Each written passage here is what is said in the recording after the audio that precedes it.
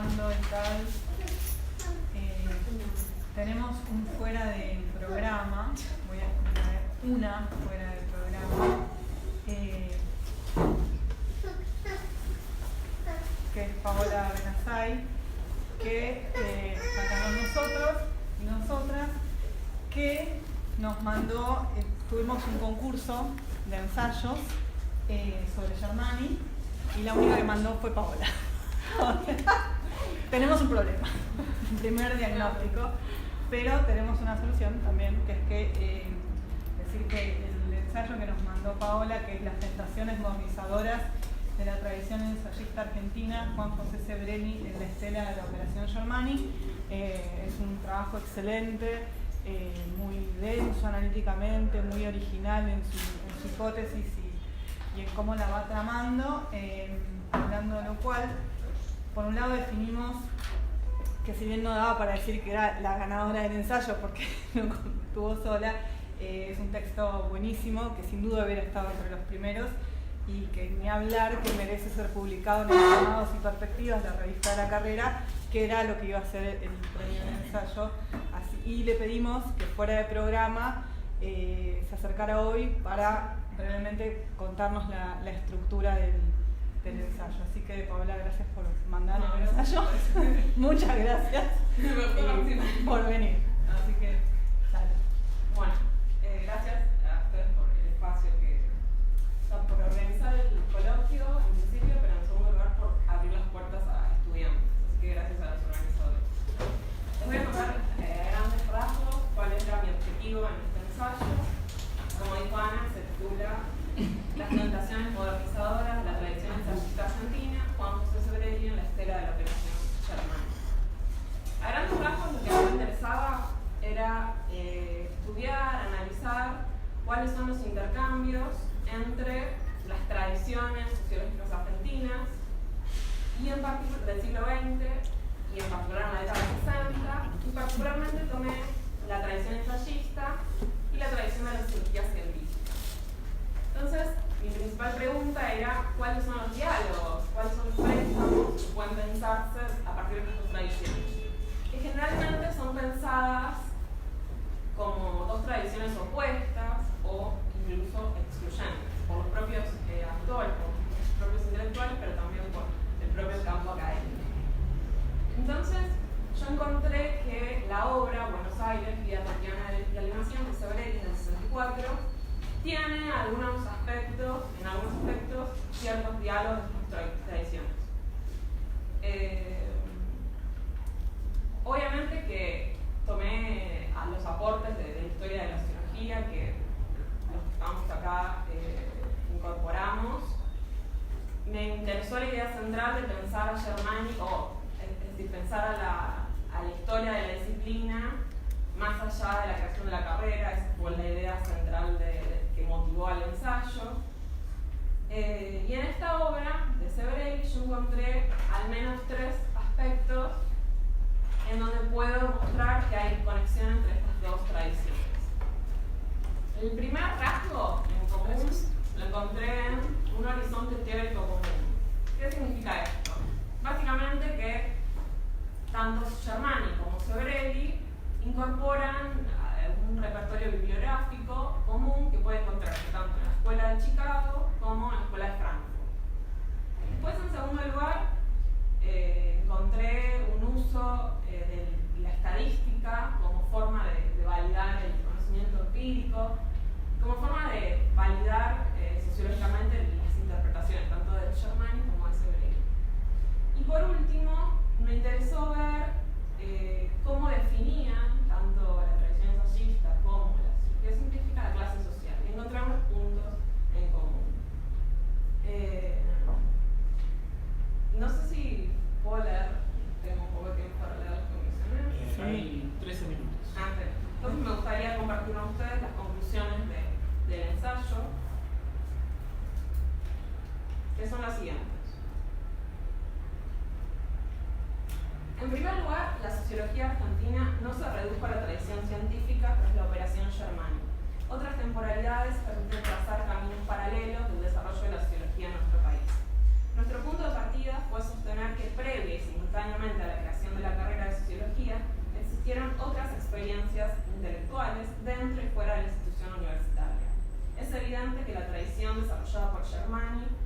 sido de gran peso en la región, pero el desarrollo de la historia de la disciplina no se agota en ella. La intervención sociológica de Sebrelli, desde la tradición ensayista y por fuera del campo universitario, da cuenta de ello. Si apartamos a Germani del lugar de héroe fundador de la sociología moderna, en un aparente medio dominado por el ensayismo y la filosofía especulativa, entonces los aportes de otras tradiciones deben ser releídos con mayor atención. En segundo lugar, la tradición de la sociología científica germaniana y la tradición ensayista se revelan diferentes en ciertos aspectos. El estilo narrativo quizás sea el más evidente. Sin embargo, el hecho de que no sean tradiciones equiparables no las exime de haber formado parte del proceso de radicalización política y cultural sesentista en Argentina y Latinoamérica. El proceso de modernización cultural incluyó diversas dimensiones, tales como la renovación intelectual que se dio al interior del mundo universitario, pero además intervinieron factores extrauniversitarios, como por ejemplo el gran impulso que tomó por entonces el mundo editorial. El emprendimiento editorial Paidós, en ese sentido, expresa ese clima modernizador, buscando crear un nuevo lenguaje en las ciencias sociales. En tal sentido, cabe señalar que las tradiciones no solo desbordan los objetos de estudios, las metodologías y las categorías sociales, sino también los límites geográficos. Con respecto a esto, se debe agregar que el desarrollo de la institucionalización de la sociología científica en Argentina, por parte de Germani, se dio en paralelo al despliegue de las ciencias sociales brasileñas, que, además del rol que en ella le ocupa Florestan Fernández, tuvo uno de sus puntos de apoyo en la obra de Gilberto Freire, también mencionado en Buenos Aires, Vida cotidiana y alienación, como una fuente de inspiración. Por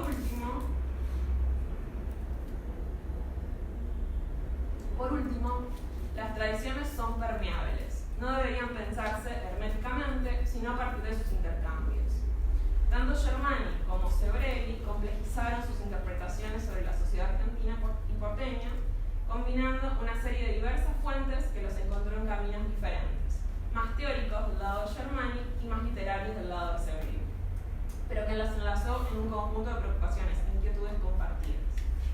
A propósito, Terán nos previene del error de pensar la decisión demasiado tajante entre, por un lado, los intelectuales progresistas insertos en la institución universitaria y, por otro, aquellos que fuera de esta denominados antiintelectuales. Frente a ello, propone iluminar las zonas grises de este vínculo a partir de la indagación de la superficie de contacto espacial entre los dos estratos. Así sugiere, por ejemplo, que a pesar de que Sebrelli en los años 50 no se encontraba físicamente en la Facultad de Filosofía y Letras de la UBA, se reunía a 2 cuadras con el grupo existencialista de Contorno. La universidad funcionaba entonces como un nexo de sociabilidad con, pero también contra, la institucionalidad académica. Esta premisa puede ser válida para pensar las implicaciones entre el mundo editorial y el universitario en los años 60, cuando se institucionalizó la tradición de la sociología científica. Como hemos visto en este trabajo, la construcción de una legitimidad alternativa a la académica por parte de Sebrelli ha sido una constante a lo largo de su trayectoria. El antiacademicismo y la formación intelectual en las sombras fueron continuamente invocados en la construcción de su propio lugar en el campo cultural de la década del 60. Sebrelli permanentemente se consideraba ajeno a las ciencias sociales y a la sociología en tanto instituciones. En este sentido, la irrupción de una nueva tradición sociológica germaniana de claro sesgo científico y empirista no pasó desapercibida en el campo intelectual local ni en la trayectoria del mismo Sebrelli. La sociología científica sedujo y ahuyentó a un tiempo a la tradición ensayista, pero en todo caso se presentó como una irresistible atracción modernizadora, capaz de decir algo sobre la sociedad argentina de los años 60. En Buenos Aires, Vida cotidiana y alienación, la sociología germaniana emerge como un espectro, como un polo que ejerce atracción y simultáneo rechazo. Por ende, se trata de una obra que surge dentro y fuera de la órbita de la sociología científica. ¿Cómo pensar a partir de lo anterior la herencia germaniana en la intervención sociológica de Sebrelli? Hay al menos una pista. Sebrelli no escribía ni con ni contra Germani, encarnaba la expresión de un espacio entre. Gracias.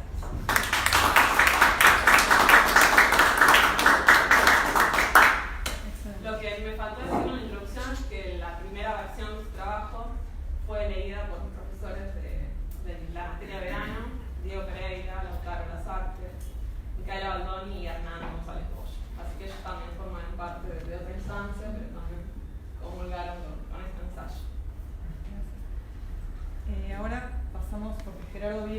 pudo venir, pero nos dejó un lector a cargo. Yo pensé que había mandado, miraste ahí. Pensé que había mandado un video. Ya te había comentado, ¿viste? No. Ahora sí. No, tengo un problemita de salud, Gerardo, así que mandó su trabajo y nos pidió a Matías o a mí que por favor me leamos. Bueno, el trabajo de Gerardo Oviedo se llama Oscar Terán, lector de Germani.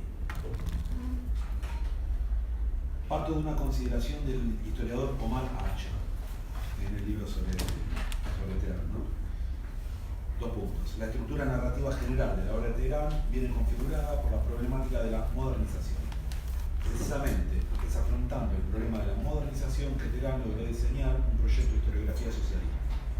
Dicho así, en el entorno del libro podría pensarse que se trataría de una estación intelectual entre otras, aunque ciertamente relevante. Pero es el propio libro de Omar Acha el que proporciona suficientes claves e indicios para inferir que el problema de la modernización de la Argentina asume en la obra de Terán una centralidad inusitada, flexionando todo el corpus de su obra de madurez y en consecuencia, me parece, de lo sustancial de su legado. De acuerdo con mi perspectiva de lectura, dice Gerardo Oviedo, este es un problema de vastos alcances que el libro de Omar Acha no se propone desplegar específicamente.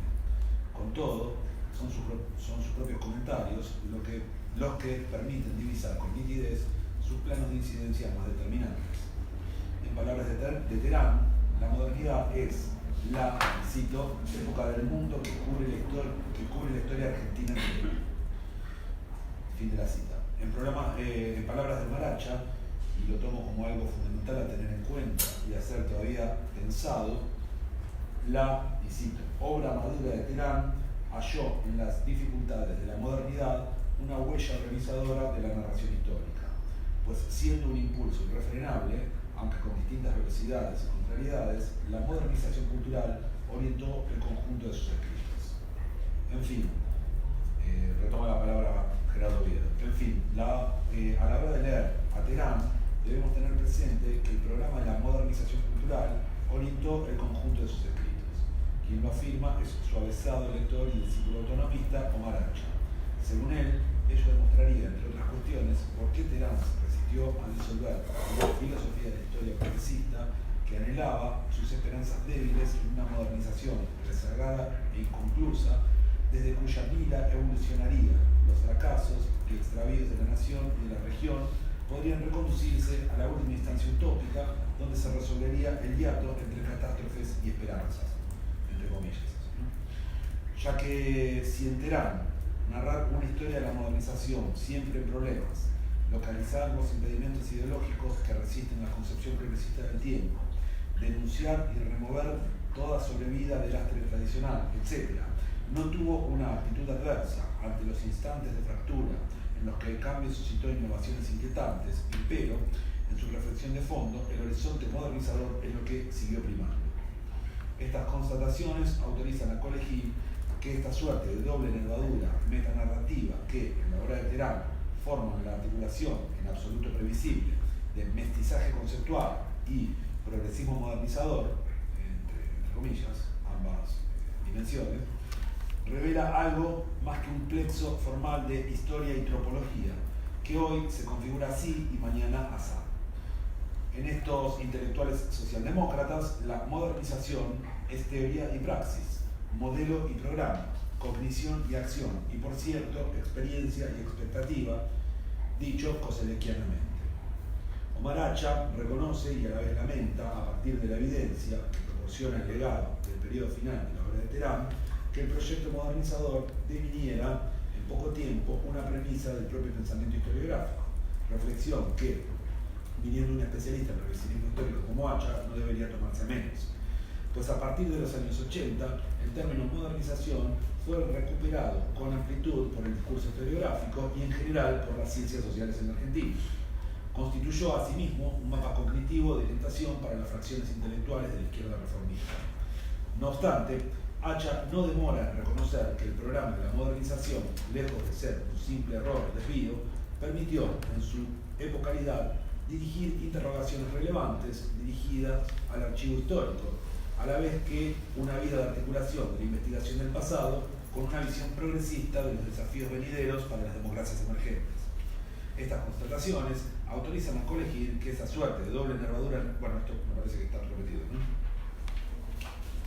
Sí. Ya lo leí, ¿no? Sí, pegó mal el párrafo. Sí. Este recit, o sea, este inicio fue acuñado desde la convicción de Germani, tanto como de Terán, respecto a que la modernización argentina arribó con cierto retraso y estuvo siempre parasitada por asincronías. Pero donde hay superposiciones asincrónicas, hay populismo latinoamericano. Todo esto en itálica, ¿no? Dicho con un golpe de vista. Pues desde la lectura socialista ilustrada, el proceso de modernización cultural supone la cobertura mayor de un proceso de modernización social acosada por déficits crónicos de legitimidad política. En la Argentina, el surgimiento del peronismo implicó que la innovación suscitada por los enigmas asumidos en un sector de las élites intelectuales se encontrara súbitamente embargada por la irrupción de un acontecimiento político que obstaculiza el curso deseado de transformación racional, provocando una mezcla peligrosa, explosiva de cabo, donde se exaltan pasiones ideológicas asignables a las representaciones ideativas de un conjunto de sujetos renovadores. Este diagnóstico entroniza la tesis de que el desvío patológico de la senda modernizante supone que las ideas argentinas se acuñaron en torno a sus contradicciones de origen, en forma de acumulaciones paradójicas y sumatorias sustractivas, dilemas superpuestos como láminas flexibles, pero apretadamente estratificadas, como en una piedra de mica temporal, mineralogías ontológicas y sociales de América Latina, yuxtaposición asincrónica entre aporías temporales cíclicas y vectores evolutivos desviados que no solo están en la base explicativa de la sociología de la modernización de Germani, sino en la ensayística de interpretación nacional, notoriamente en los casos de Canal Feijó y Héctor Pedro Agosti, en nuestro país, sin mencionar a Nicó, como mostró concluyentemente Martín Cortés, así como también Leopoldo Sea en México o Darcy Ribeiro en Brasil, cada uno de ellos con inflexiones diagnósticas y léxicos conceptuales diferentes, por cierto. Me limito a comparar un pasaje de Terán con otro de Germani, dejando que se sobrealimenten entre sí todos los armónicos semánticos conceptuales e históricos genealógicos que puedan originar subrecíprocos y acompasados encordados enunciativos. El barroquismo de Oviedo obliga al que tenga la ley de grabarme la lengua. Sigo. Entonces, perdón, retomo esa última oración. Me limito a comparar un pasaje de Terán con otro de Germani, dejando que se sobrealimenten entre sí todos los armónicos semánticos conceptuales e históricos genealógicos que puedan originar sus recíprocos y acompasados encordados enunciativos, cuyo bajo continuo puede resumirse con el fatídico efecto de fusión entre lo tradicional y lo moderno. En Historia de las Ideas Argentinas, 10 lecciones iniciales, 1810-1980, Terán plantea la hipótesis de que una consecuencia en los años 60 de la primacía excluyente de la política, tanto desde la izquierda peronista como marxista, fue que resultó secundarizada e incluso llegó a ser negada la autonomía de la práctica artística e intelectual, ya que, y cita, esta tendencia avanzaba no solo atraída desde los hechos por el poderoso imán de la política, sino además porque tanto en el populismo como en el marxismo se hallaban cláusulas ideológicas habilitantes de dicho pasaje. Fin de la cita. Terán percibe, diagnósticamente, que el momento histórico aquí analizado se proyecta sobre un fondo más arcaico, porque, y cita, lo que reemergía, lo que se activaba de esa manera, era el vasto tema del antiintelectualismo en tierras hispanoamericanas, la vieja diatriba entre pueblo y doctores, entre políticos prácticos y letrados presuntamente colocados a espaldas de su verdadera realidad. Fin de la cita. De este modo, dice Oviedo, sigue explicando Terán, y vuelve a citar, entre la ideología revolucionaria y el populismo se abrió un juego de pinzas que cuestionó desde diversos ámbitos los espacios de autonomía intelectual, crítico y modernizador, entre quienes se contaba Germani, por cierto, aunque no en un primer plano de incidencia pública. Así, sigue diciendo Terán, del hecho de que la política argentina había ingresado en una suerte de caldera del diablo, donde se fundían las fuerzas más disímiles y enemigas, surge que este relato avance y retroceda siguiendo el ritmo ya señalado de una temporalidad aparentemente trastocada. Eso es Terán. Es fácil advertir que el modelo de explicación al recuo de Terán presenta dos motivos teóricos centrales del discurso sociológico germaniano. Empecemos por la última parte. Terán identifica en los años 60 un ritmo trastocado de avances acelerados y retrocesos involutivos dentro de una misma lógica modernizadora que en su dinámica políticamente desbocada anuncia un próximo ascenso a los extremos. Pero escuchemos un momento a Germani. Una de las postulaciones iniciales con que da comienzo a la sociología de la modernización, estudios teóricos, metodológicos y aplicados a América Latina, sostiene analíticamente respecto de los estratos de temporalidad de la dinámica de la modernización que, tomando, y cita Germani, como base de comparación la experiencia histórica de la transición occidental inicial, observamos que hubo casos de diferentes ritmos, o sea, aceleración o desaceleración, y también diferencias en las secuencias, atrasos o adelantos. Fin de la cita.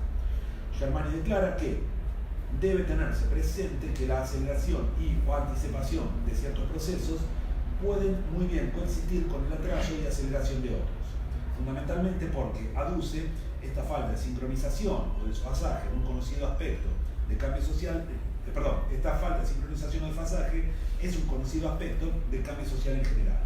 De manera que, en algunos campos de acción, pueden coexistir actitudes y comportamientos modernizados con actitudes y comportamientos arcaicos, o menos modernizados en otros campos.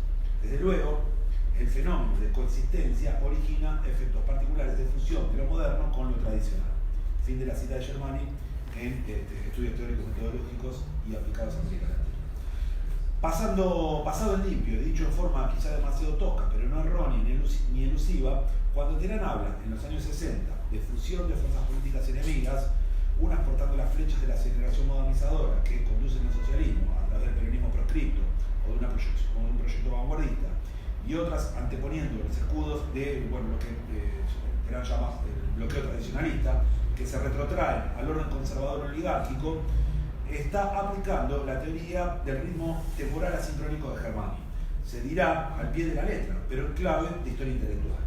Resumido en un par de frases, frente al programa histórico-práctico de la sociología de la modernización de Germani, la historiografía socialista de las ideas de Terán fue, a la vez que uno de los antecedentes genealógicos locales, una de las posibilidades interpretativas inmanentes, potencialmente desplegables, en un futuro ya aligerado de buenas nuevas apocalípticas. Una consecuencia de esta visión es que a la hora de diagnosticar el problema, la imposibilidad de la República Argentina, Terán debe demasiado a Germani, quiero decir, mucho más de lo que acreditan parámetros bibliométricos. Si bien en Terán, claro, esto se realiza desde un desplazamiento filosófico e historiográfico determinante, templado entre la apocalíptica secular insurgente y la alucinación teórica postestructuralista. En todo caso, es su biógrafo Maracha quien escribe de Terán que su posterior obra de historiador contuvo un vigoroso soporte conceptual, el provisto por la temática progresista de la modernización y sus límites, sin dejar de advertir que la arqueología y la genealogía Foucaultianas fueron difícilmente compatibles con el progresismo modernizador. Cita de Hacha. Una implicación decisiva de este comentario es que el proyecto de la modernización democrática de la sociedad argentina pesa más en el trabajo reflexivo de Terán que el desmontaje genealógico de los dispositivos estatalistas y las redes de poder, o dicho más groseramente todavía, que Germani está por encima de Foucault en sus obsesiones teóricas últimas. Pienso que en ese contexto Foucault fue más útil para deshacerse de determinismos, totalismos y teologías que para sostener una historiografía socialdemócrata con la que Terán identificó cada vez más nítidamente sus preocupaciones intelectuales, dice Maracha. Pero esa identificación socialdemócrata en lo político es a la vez una identificación germaniana en lo científico. Como fuere, creemos que este vínculo de Terán con Germani, especialmente relevante en el horizonte de la reflexión actual, donde el estudio de Hacha resuena junto a otras visitas recientes al legado del intelectual italo-argentino. Desde su propio programa de investigación, Terán se ocupó de incidir en la construcción de esa gran teoría de la modernización que evidentemente conoció la historia intelectual argentina del siglo XX de la mano de Germani. Una ambiciosa construcción analítica, universalista y a la vez localizada, acaso opacada por la acción de pinzas históricas que tuvo simultáneamente la irrupción de la teoría de la dependencia, cuyo esquema básico, centro-periferia, Germani asumió en parte, hay que decirlo, y hacia adelante por el avance fácticamente arrasador del demoníaco neoliberalismo en convivencia o connivencia con ciertas derivas nihilistas del posmodernismo. Mientras el filósofo Terán devino no solo un historiador, sino un intérprete sociológico. He aquí algo que, al menos para mí, cabe destacar a los efectos inmediatos de ponerse a pensar, decía, la trama de efectos germaniana a la hora de sopesar los legados intelectuales argentinos del siglo XX y sus reconfiguraciones en el presente siglo. Para Hacha, bueno, viene una serie de conclusiones, pero veo que tengo que estaba medio escaso de tiempo y pasaría directamente al último, si le parece, al último párrafo de lo que deja escrito Gerardo Oviedo. De este modo, dice ya a manera de conclusión, de este modo el vínculo teórico, a la vez que normativo, con Germani permite comprender mejor, quizá, que en Terán la condición de lo trágico no se agota en la faz biográfico-existencial, se corona en el plano conceptual mismo, en la misma idea de modernización, la que a la vez contiene y disuelve el proyecto totalizador de las promesas sintetizadoras del marxismo, más inclinado al drama que a la tragedia, como se ha dicho tanto ya, a la infinitud de la reconciliación supresora por encima de toda finitud, agonísticamente irresoluble. En esto es fundamental no perder de vista que Germani era, como luego el último Terán, un socialista ilustrado. La modernización misma es un momento rectificador, no negador del marxismo, en vez de al revés. Esto es algo que se deduce de los planteos del socialista reformista que era Germani. Leídas estas tesis, presumiblemente muy bien por el postmarxista Terán, sus consecuencias debían impactar en una zona de sensibilidad moral cardinal de su propia concepción del mundo. La meta idealizante postdialéctica de una ética de la justicia solidaria que asume la derrota fáctica ante el orden capitalista regional y mundial sin un contrafuego conceptual de idéntica potencia. Entonces, el desconsuelo de Terán se revela no solo en el desgarramiento interior de un excombatiente revolucionario que se replica meditativamente tras la praxis malograda, como conciencia reflexiva desdichada y desmediante, cuya figura de la conciencia desdichada aquí no puede ser precisamente despreciada, pero a cuenta de no escalar confiadamente, pues así lo había hecho el joven Terán, el resto de su fenomenología, decía, ¿no? Como conciencia reflexiva desdichada, Terán asiste a un desgarramiento que se revela también en el plano mismo de su aprehensión e idéntica del mundo. Todo parece indicar que en Terán lo trágico asumió un estatuto ontológico, que lo menos que puede decirse es que abrió en su discurso filosófico una fisura epistémica incolmable. No otro es el patos que su pensamiento resuma en sus investigaciones historiográficas. Tampoco en esa fibra radical y última del intelectual ilustrado, despojado del telos humanizador de la historia, Germani dejaría de asistirlo. La pregunta, que no puedo contestar aquí y quizás ya nunca, es si esa fraternidad intelectual impensada, surgida al desamparo de una ilustración de formación práctica, es una especie de experiencia que nuestro presente ya ha conjurado, dejando en reposo a aquellos fatigados dioses, o todavía se deja oír el rugido del tigre mesiánico, agazapado detrás del follaje de temporalidad de nuestras perseverantes asincronías.